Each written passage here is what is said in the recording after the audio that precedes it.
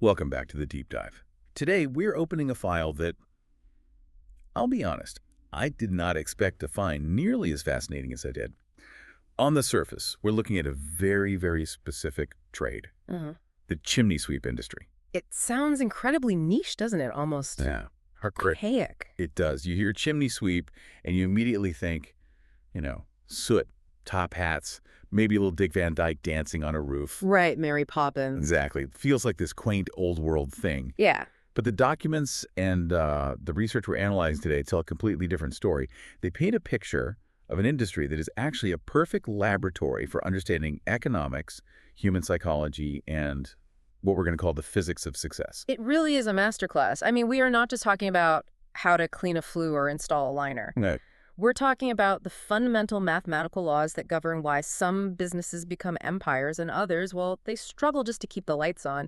And the insights here, they apply to software, they apply to retail. I mean, they apply to just about anything where human performance is the main variable. So let's start with the landscape. We have this central paradox that really kicks off our entire investigation. Yeah. If you look at the chimney sweep industry in, say, the United States today, Yeah. what do you see?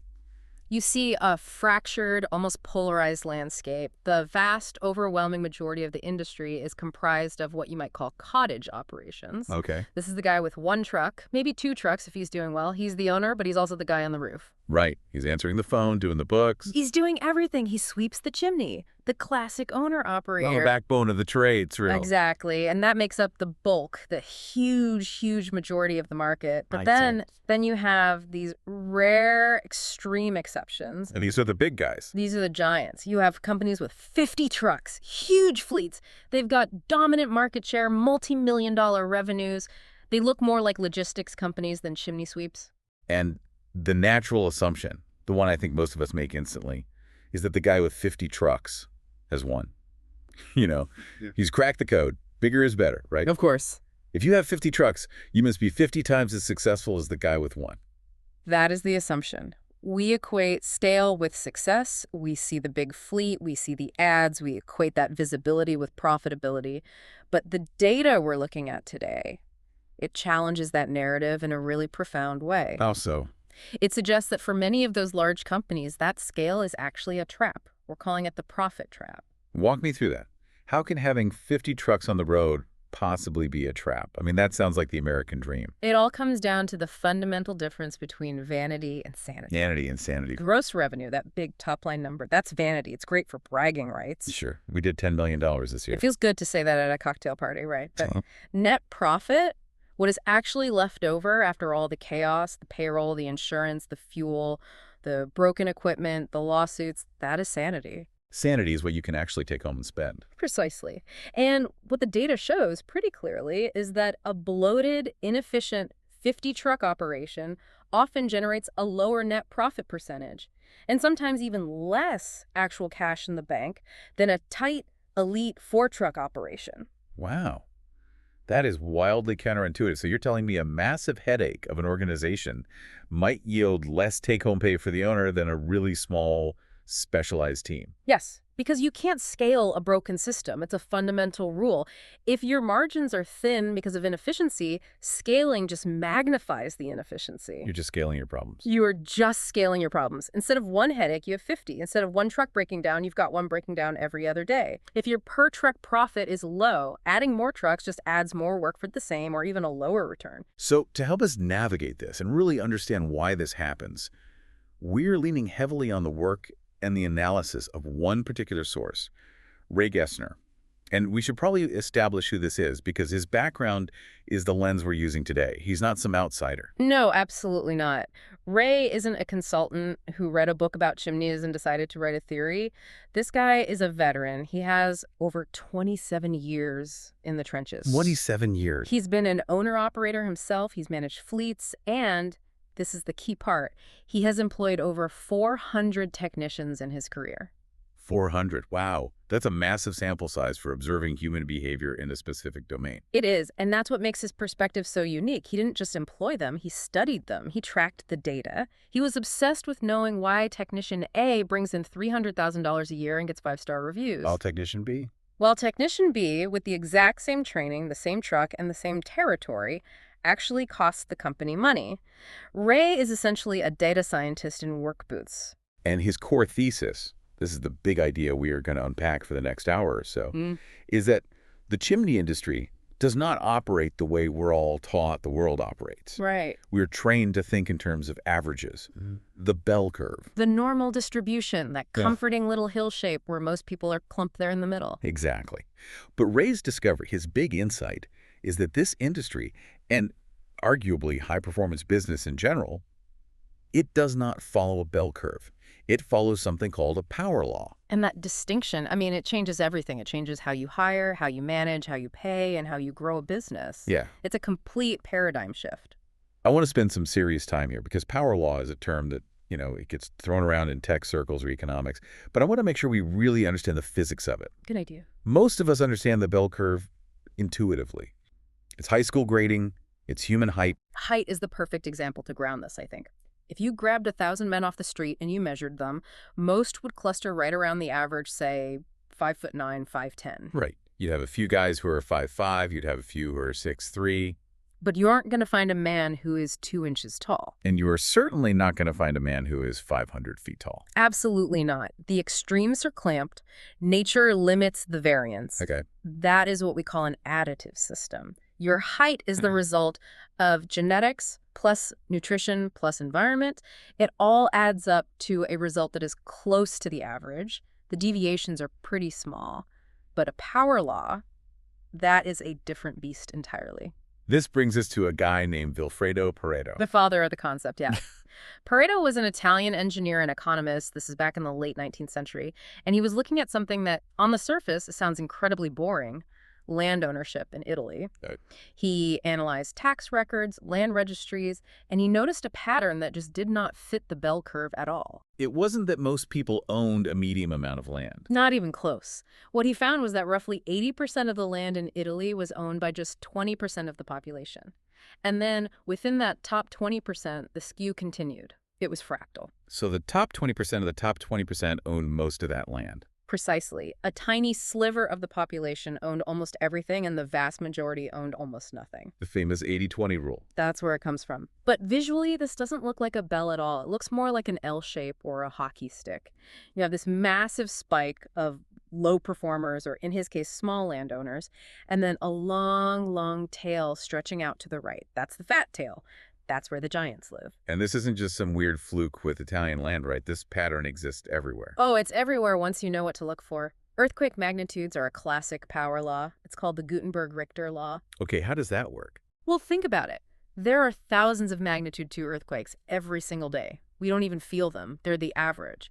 But a magnitude 8 earthquake, that isn't just a little bit stronger than a magnitude 2, it's exponentially stronger. Right, it's a logarithmic scale. Exactly. One magnitude 8 releases more energy than millions of magnitude 2s combined. One giant event completely dwarfs all the tiny ones. Or city sizes. You have thousands and thousands of small towns, a decent number of mid-sized cities, and then you have Tokyo. New York.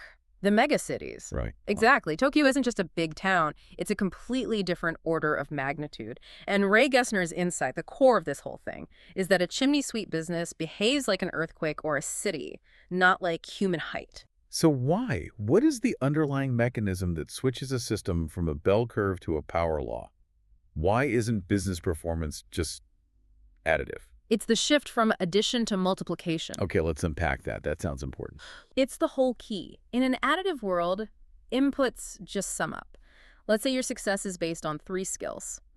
If you're a 5 out of 10 in 2 of them, and a 0 out of 10 in the third one, well, 5 plus 5 plus 0 equals 10. So you've got 10 points. You're below average, but you're still on the board. You're still on the board, you're still playing, you can still function. But in a multiplicative world. In a multiplicative world, the variables interact. They amplify each other. So the formula becomes 5 times 5 times 0. Which is 0. 0.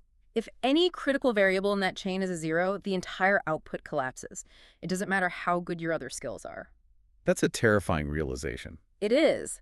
If you are a genius chimney sweep who cannot show up on time, let's say you have a 0 in reliability, your business value is 0. You fail. You don't get partial credit in a multiplicative system. It means weaknesses don't just subtract from your success. They can zero it out completely. Precisely. It's like a stereo system, right? Mm. You can have the best speakers in the world, the best amplifier, the best cables, but if the source signal is zero, if it's just silence, you get zero sound. The components multiply. But the flip side of that must also be true. It is, and this is where the hope lies. This is the exciting part. If you're a 5 in everything, you get 5 times 5 times 5, which is 125. Yeah. Okay. But if you improve just a little bit to a 6 in everything, So just a 1-point bump across the board. just a 1-point bump, 6 times 6 is 216. Wow, okay, so a linear improvement, just going from 5 to 6, almost doubles the total result. Exactly. Small linear improvements in the variables lead to exponential geometric growth in the result. That is how you get the elite 20% who dominate the industry. They don't have zeros anywhere. They are multipliers. They might not be perfect tens, but they are solid across the board, and the math rewards that massively. So Ray breaks this down into 2 distinct but connected power laws operating inside a single chimney business. You have the owner and you have the technician. Let's start with the owner, because as Ray puts it, the owner determines the ceiling. He does. It's a 2-tiered system. The owner sets the maximum potential, the physics of that specific company's universe. The technician then determines how much of that potential is actually realized. But the technician can never outperform the constraints set by the owner. Never. If the owner builds a small box, even the best technician in the world can only fill that small box. The owner's capability is the ultimate constraint. Ray actually provides a formula for this. He calls it the Owner Capability Index. And I want to walk through it variable by variable, because this is effectively a checklist for anyone listening who runs a team or a business of any kind. It's a powerful tool. The formula is owner capability equals experience times intelligence times drive times gift times physical ability times leadership. O equals E times I times D times G times P times L. All multiplied, no addition. Let's start with experience, E. Usually when people say experience, they just count the years. I've been doing this for 20 years, so I must be an expert. Ray says that's not enough. No, Ray makes a crucial distinction here between tenure and cycles. Tenure is just time served. Right. You can have 20 years of experience, but if you've just repeated your first year 20 times, over making the same low-level decisions, sweeping the same way, charging the same rates, you haven't actually learned much. You've just aged. Ouch. That's a harsh truth for a lot of people. It is. But real experience, the kind that acts as a multiplier, comes from surviving cycles. Have you survived a major recession? Right. Have you survived a housing market crash? Have you survived a major lawsuit? Have you survived a massive labor shortage where nobody wanted to work? It's about the scar tissue then. It is entirely about the scar tissue. Ray argues that surviving those crises creates nonlinear improvements in your judgment. When you almost lost your business because of cash flow issues in a downturn, you develop a kind of sixth sense about spending that a newbie simply cannot have. And that wisdom prevents future mistakes. It prevents fatal errors. That prevention is a massive multiplier because it keeps you in the game when other people wipe out. Next up is intelligence. And he's very careful to define this.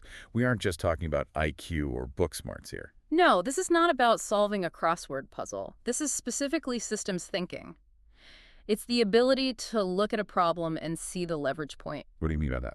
An average owner looks at a problem, say, a truck breaks down, and sees a task. I need to fix the truck. He reacts. He puts out the fire. That's his whole day. Right. A highly intelligent owner in this context sees a system failure. They ask, why did the truck break down? Did we miss the scheduled maintenance? Is our entire fleet too old? Do we need a fleet management protocol so this never ever happens again? It's pattern recognition. Exactly. If you can't abstract the specific problem into a general system, you are doomed to solve that same problem every single day for the rest of your life. And that completely stagnates your growth. The intelligent owner solves it once, builds a system, and moves on. That frees up their time and mental energy to solve the next problem. That's leverage. And then we have drive. Drive is the filter. This is the raw willingness to endure pain. And I don't mean just the physical pain of hauling ladders and equipment up on a roof, although that's part of it. What other kind of pain? I mean the pain of anxiety, the pain of making payroll on a Friday when your customers haven't paid you yet, the pain of boredom. Boredom. That's an interesting one. We don't usually associate drive with boredom. But successful businesses are often incredibly boring. They are built on repetition. It's doing the same safety checks, the same marketing calls, the same technician training over and over and over The again. mundane stuff. The mundane stuff that creates excellence. Ray calls this the variable that weeds most people out. Everyone wants the result. Very few can endure the process. If your drive dips, if you get burned out or just bored, that multiplier hits 0 and the business stalls, you stop pushing. Okay, now this next one is my favorite because it's so often misunderstood. The entrepreneurial gift, G. Ray is very, very specific that this is not hustle. This is probably the rarest trait of them all. Hustle is easy to find. You can find plenty of people willing to work 12 hours a day sweeping chimneys. That is labor. It's honorable, but it's labor. The entrepreneurial gift is the instinct for delegation and, crucially, pricing courage. Pricing courage. That's a great phrase. Unpack that for me. It's the ability to look a customer in the eye and charge what is necessary to build a sustainable, high-quality business, not just what you need to pay your grocery bill this week. It's thinking long-term. Yes. It's the ability to say no to low-paying, low-margin work.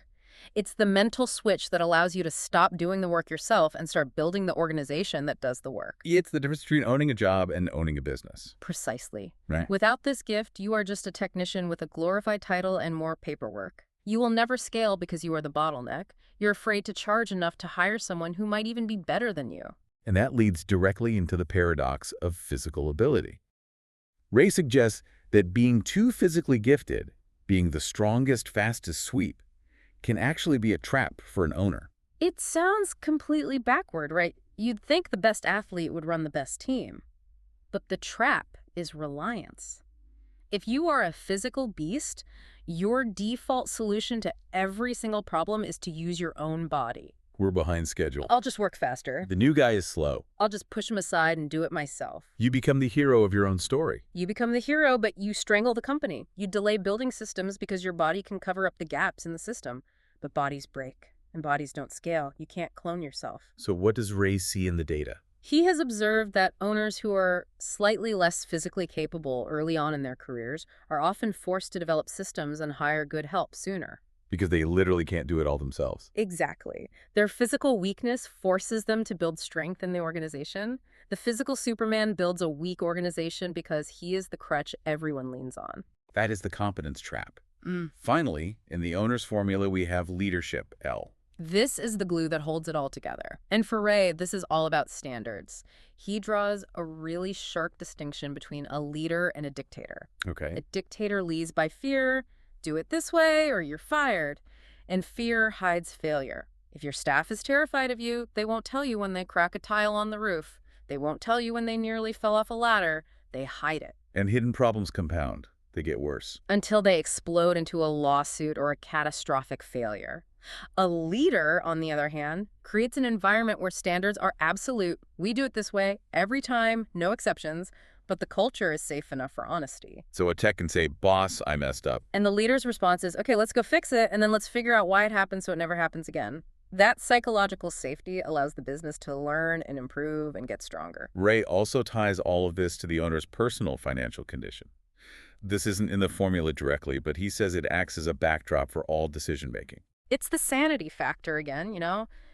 If an owner is drowning in personal debt, living paycheck to paycheck, every single business decision becomes short-term and desperate. It's all about, I need cash now. Right. So they take bad jobs they shouldn't. They underpress just to get the deposit. They skip buying the new safety harness because they can't afford it this month. It's a scarcity mindset. It's driven by a scarcity reality. But a financially disciplined owner, someone who lives below their means, has some savings, they can play the long game. They can afford to turn down a risky, low-margin job. They can afford to invest in training that won't pay off for 6 months. That financial stability is a massive multiplier for strategic thinking. You just can't think strategically when you are panicking about making rent. So when you look at the whole owner equation experience, intelligence, drive, gift, physical leadership, you see why it creates a power law. Most owners are, kind of average. Right. They have a 3 in drive, maybe a 2 in leadership, a 5 in physical. They get a very average result because it all gets multiplied out. But the elite, the dominant owners, at the far end of that tail, They might be a 7 or an 8 in all of those categories simultaneously. And because those numbers multiply, their total output isn't just double the average guy, it's 10 times or 50 times the average guy. They are literally playing a different game. So the owner builds the container. The size of that container, its potential, depends on their personal multipliers. Exactly. But then you have to actually fill the container with productive work.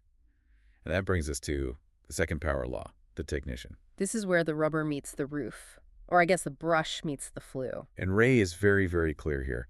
Technician performance is not a bell curve. No. And this is a hard pill for a lot of people to swallow. We like to think everyone is basically equal, that with the same training you get the same result. The data says otherwise. What does the data say? Ray's analysis of hundreds and hundreds of techs shows that the top 20% of technicians produce about 80% of the high-margin repair revenue. 80%. That is a staggering concentration of value in just 1/5 of the workforce. It is. And it gets worse.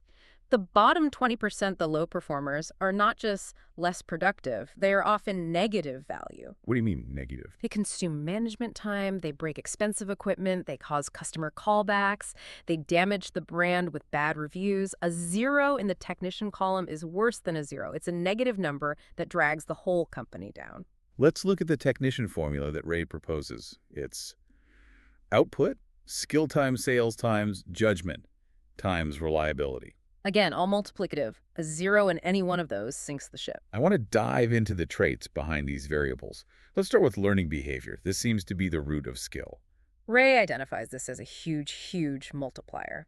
He asks a simple question. Does the technician learn only when they are forced to in a mandatory class? Or do they voluntarily engage? So are they the one watching a training video on YouTube on a Saturday? Exactly. Do they ask why, or do they just ask how? The why versus how distinction. Why does that matter so much for a guy sweeping a chimney? I mean, it seems like a fairly manual task. It matters because of variance. Every house is different. If a tech only knows how to install a certain type of chimney liner, step 1, step 2, step 3, they can do it perfectly as long as the chimney is standard. But they're not always standard. They're almost never standard. Chimneys are old, they're weird, they're built by people 100 years ago. You run into strange offsets, crumbling masonry, weird obstructions. The standard procedure fails. And the how guy gets stuck. He gets stuck, he guesses, and usually he guesses wrong, which can lead to a fire hazard or a leak. But the tech who understands why, the physics of draft, the thermodynamics, the principles of structural integrity, he can adapt. He looks at the weird situation and derives a solution from first principles. That adaptability, compounded over 1,000 jobs, creates mastery. Then there is time discipline. And Ray makes a point here that I think applies to every single job on Earth, not just the trades. Punctuality isn't just about being polite. No, it's about capacity. It's about capacity. Explain that. It's the ripple effect. Let's say a technician is chronically 10 minutes late for his first appointment. Doesn't sound like a huge deal, right? No, seems minor. But think about the second and third order effects. First, he arrives late. The customer is already annoyed before he even knocks on the door.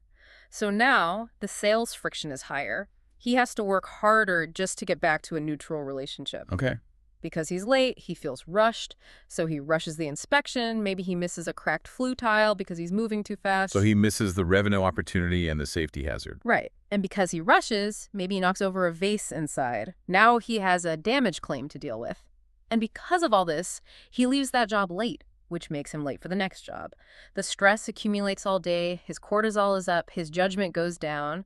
Being 10 minutes late can actually cause a 20% or 30% drop in his total effectiveness for the day because of these cascading failures. That's a powerful way to look at it. It's not a linear loss of time. It's a multiplicative injection of chaos into the system. That's the perfect way to put it. Multiplicative chaos. Reliability stabilizes the entire system. Let's talk about inspection rigor, specifically the use of photos. This is where the money is made or lost in the modern service industry. Ray is adamant about this. If you don't have a photo, it didn't happen. We live in a skeptical world. Yeah. Pics or it didn't happen. We do. And an elite tech understands this. He takes the same photos in the same order every single time. It's a ritual. It's forensic. When he comes down from the roof and shows the homeowner a crystal clear, well-lit, perfectly framed photo of a dangerous crack in their flue, He doesn't have to be a smooth talker. He doesn't have to sell at all. The evidence sells itself. This is ethical, evidence-based service. It's that time to scare you. I'm just showing you the reality of your home. Exactly. The low-performing tech. He takes blurry photos, or he forgets to take them, or he takes them from bad angles that don't show the problem clearly. Then he has to rely on charm or pressure to get the sale. Trust me, lady, it's real bad up there. And that breeds distrust. It breeds distrust, and it leads to callbacks. Hey, you said this was broken, but my uncle went up there and said it looks fine. Now you are back at the house, defending your work for free, losing money by the minute. And finally, a very sensitive one. Mental clarity and personal stability. It is, but it's absolutely critical. And Ray is careful to emphasize that this isn't a moral judgment. We are not judging what you do in your off time. We are measuring the effect it has on your on time. So it's a performance metric. Purely a performance metric. If a tech's personal life is a complete disaster zone, constant drama, financial crisis, substance abuse issues, chronic lack of sleep, that chaos inevitably bleeds into the truck. You can't compartmentalize that level of stress perfectly. You can't. They show up to work distracted, they're tired, they're foggy, and in this job where you are 30 feet up on a ladder, you're handling carcinogens, you're dealing with literal fire safety for a family mental fog, is deadly. Or at least very, very expensive. At a minimum, a tech who is stable, rested, and clear-headed is infinitely more valuable because they are predictable. Their performance is consistent. Predictability is boring, but it's profitable. Predictability is the foundation of the power law. You can multiply a stable number, you cannot multiply chaos. So when you take these core traits, learning, time discipline, rigor, clarity, and you improve each one by just 10%. That's the Pareto effect in action. It's 1.1 times 1.1 times 1.1 times 1.1. The result compounds on itself. That tech, through small, consistent habits, becomes the elite 20% who is generating 80% of the value. But this implies you have to be able to measure this stuff. You can't just go by gut feeling. Ray warns specifically about the gut feeling trap. He calls it the charismatic underperformer. The cowboy. Every business owner knows this guy. He's funny. The customers love him. He brings donuts to the morning meeting, and he sells big numbers. You look at the revenue board at the end of the month and you think, this guy is a rock star. I need more guys like him. But Ray calls this the high sales trap. It is a massive trap because you are looking at vanity, the big sales number, and you are completely ignoring sanity, the actual net profit from his work. This cowboy often has very low skill and low rigor. So he sells a $5,000 repair. But he does it wrong. Or he sells something the customer didn't actually need. And know what happens? 6 months later, the chimney leaks again. The customer is furious. They write a 1-star review on Google. You have to send another crew, probably your best crew, out to his job to fix his mess for free. So you're paying for materials twice. You pay for materials twice. You pay for labor twice. The revenue he brought in 6 months ago was an illusion. The cost to fix his chaos just wiped out the profit from his job and the profit from 3 other good jobs. He's a net negative. So in Ray's Technician Value Index, or TVI, this guy scores high on the sales index, but he's near 0 on the quality callback index. And since we are multiplying... His total value crashes. The math exposes him for what he is, a liability. The TVI formula forces you to look at the whole integrated picture, not just one flashy number. So what is the management strategy then? Ray outlines a pretty stark keep coach fire logic based on this TVI score. It's ruthless, but it's the only way to build an elite, high-profit team. First, you have your core elite. Their TVI is above 1.3. These are your multipliers, your superstars. What do you do with them? You protect them at all costs. You pay them well. You buy them the best truck and the best tools. You listen to their ideas. They are the engine of the entire company. Then you have the middle of the pack. The marginal group. Their TVI is between 0.7 and 1.0. These guys aren't actively killing you, but they aren't helping you grow either. They're just treading water. And the strategy there is to coach. This is where you coach. You use the TVI data to isolate their weak variable. You sit down and say, hey, your skill is great, your judgment is solid, but your photos are terrible and it's killing your sales. Let's focus entirely on taking perfect photos for the next 2 weeks. If you can fix that one multiplier, they can jump up into the elite tier. And below a TVI of 0.7. Ray's term is structural negative contributor, and his advice is blunt. They must be removed from the organization. Fired. Fired. Not out of malice, but because of the simple, cold math. They are drilling holes in the boat faster than your elite techs can bail water. You cannot scale a company that is carrying negative contributors. And this brings up the scaling rule. Yeah. Everyone thinks, to grow my business, I just need to hire more people. Wrong. Ray says adding headcount is a trap for the unwary. Adding high TVI technicians is the only way to scale profitably. Quality over quantity. Massively. 2 elite techs will outproduce and, more importantly, outprofit 4 average ones. Think about it. If you replace 4 average guys who require 4 trucks, 4 insurance policies, 4 sets of tools, 4 sets of management headaches with 2 elite guys, Your revenue might actually stay the same or even go up. but your costs plummet and your headaches vanish overnight. Your net profit goes through the roof. That is the secret. Shrink to grow. Better is bigger. Bigger is not necessarily better. Okay, so we've established the owner power law and the technician power law. But the 5th segment of our dive is about how they interact, because they don't exist in a vacuum. No, they are magnetic. This is what Ray calls the matching problem. Excellence clusters.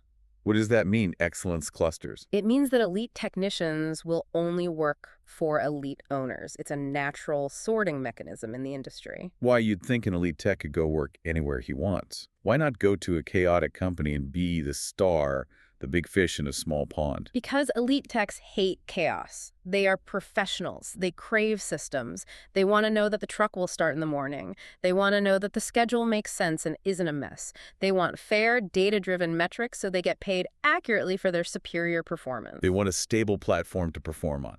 Exactly. An elite tech is a multiplier. They need a solid number to multiply.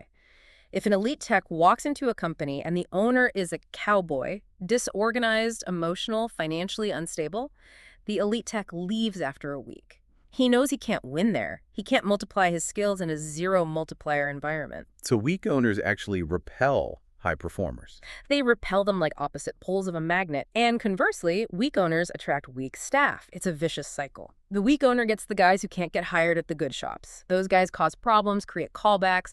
The owner gets more stressed, becomes more of a dictator, and the whole operation spirals down to the bottom of the power law curve. But the strong owner. The strong owner, the one who is organized, calm, financially stable, they become a magnet for the top 20%. The elite tech sees the clean trucks, the organized shop, the clear systems, and says, this is a place I can build a career. And so you get this clustering effect. The best people all end up working for the best companies. And the gap between the haves and the have-nots just gets wider and wider. It accelerates. It's the power law in action across the entire market. This also touches on the reputation of the industry as a whole. Oh, that's a huge point. The power law elite, that top tail of companies, they protect the reputation of the entire trade. They are the ones doing the job right, keeping families safe, acting with professionalism. And the bottom tail. The bottom tail, the scammers, the incompetents, the guys in a van who don't have insurance or training, they are the ones creating the horror stories you see on the news. Right. They are the ones finding problems that don't exist to scare homeowners. They create the consumer distrust that makes the job harder and more frustrating for everyone else. So the top 20% are effectively carrying the public trust for the entire industry on their shoulders. They really are. They are the immune system of the trade. Which brings us to the solution. Or rather, the culmination of all of Ray's work. He didn't just study this to write a paper or a theory. He built a mechanism to solve this matching problem. Right. He realized that these elite companies and technicians, they recognize each other. It's like a secret handshake. When you are operating at that high level, you can spot who else is real and who is just faking it. Right. But they needed a place to congregate. They needed a signal in all the noise of the market. And that signal is chimneysweeps.com. Yes. And it's really important to clarify what this platform is and what it isn't. This isn't just another directory like the Yellow Pages or Yelp where anyone with a credit card can get a listing. Ray was very, very clear about that. It's not for everyone. No. The entire mission of chimneysweeps.com is to filter. It is designed specifically and exclusively for the top 20%. It's for the owners who value professionalism and the technicians who value discipline and systems. That's an exclusivity play. It is, but it's based on merit and standards, not just on money. It's about bringing the power law elite together in one place. The value proposition is that if you are listed on that site, you have effectively passed the filter. You are signaling to the world that you are part of the solution, not part of the problem. And for the technicians listening or the owners who are maybe in the middle of the pack but want to improve, it's also a resource. Absolutely. It's a resource for self-improvement. If you are currently in that middle, you're an average tech or an average owner, but you want to move to the top tail, This is where you look. You look at what these companies are doing. You study the standards they uphold. It's the roadmap from the fat, unprofitable middle to the elite, high-margin tail. So let's bring this all home. We've covered a lot of ground today. You've gone from 19th century Italian economists to chimney fires in modern America. It's been quite a journey. If we had to summarize the key insights here, for me, the biggest one is that a business like chimney sweeping, and really any service business, isn't just manual labor. It is a human-amplified service system. That's the phrase, human amplified. The human element, the judgment, the drive, the personal habits, that is the multiplier. And because it's multiplicative, the outcomes are not additive. You cannot just add more trucks and hope for more profit. You have to improve the multipliers first. And the warning that comes with that is stark. You cannot scale a bad system. No. If you try to scale a low TVI workforce or a low capability owner, you will just scale your bankruptcy faster. You have to fix the core variables first. Success requires mastering the boring stuff. The boring stuff. Discipline, documentation, systems, punctuality.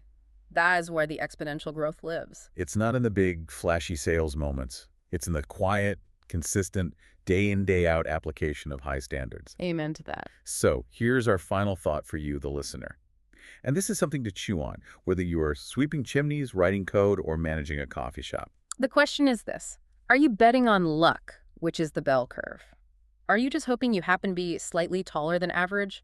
Or are you consciously building a machine that compounds, which is the power law? Are you adding or are you multiplying? The math proves that average is a really dangerous place to be. The middle is where the margin gets eaten alive. The safety and the real profit is in the tail. So look at your habits, look at your team, look at your own leadership. Are there any zeros in your equation? Because if there are, they are killing you silently. That's the question. Are you a multiplier? Exactly. If you want to dive deeper into this, if you want to understand the math of your own business, or if you're looking to find those other elite performers and stop swimming in the sea of mediocrity, Ray has made the destination clear. Visit chimneysweeps.com. Even if you aren't in the industry, go look at what excellence looks like when it's codified. See who is there. Measure yourself against that standard. And see if you can make that jump from the 80% to the 20%. It's worth the climb. Thanks for listening to The Deep Dive. We'll catch you on the next one. Stay safe out there.